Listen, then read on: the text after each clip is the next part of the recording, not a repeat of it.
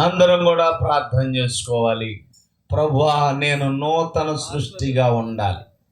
నా మాటలు నూతనంగా, నా పరిస్థితులు నూతనంగా, నా స్థితి నూతనంగా ఉండాలయ్యా. నేను ఇంకా పాతన విధానంలోనే ఉండటం నీ ఉద్దేశం కాదు. కనుక నన్ను పరిశుద్ధపరచని ఎవరికి వాళ్ళే వేడుకొని దేవుని వైపు తిరిగేటట్టుగా చూసుకోవటం అవసరం. ప్రార్థన చేసుకుందాం. ప్రార్థన. పరిశుద్ధుడు అయిన దేవా, దయగలిగిన తండ్రి, నీకు వందనాలు. ప్రతి ఒక్కరూ కూడా నూతన సృష్టిగా ఉండగలుగునట్లుగా చేయి. క్రీస్తు యేసునందున్న వారు నూతన సృష్టి అని చెప్పావు.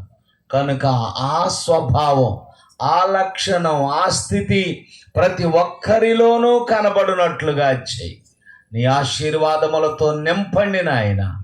నీ కృపకు అప్పగిస్తూ ఉంటుండగా దీవించమని అడుగుతున్నాం. నీ సన్నిధి ప్రతి ఒక్కరికి దయచేయి.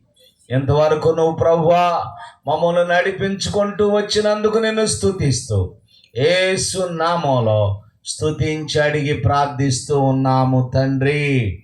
ఆమేన్.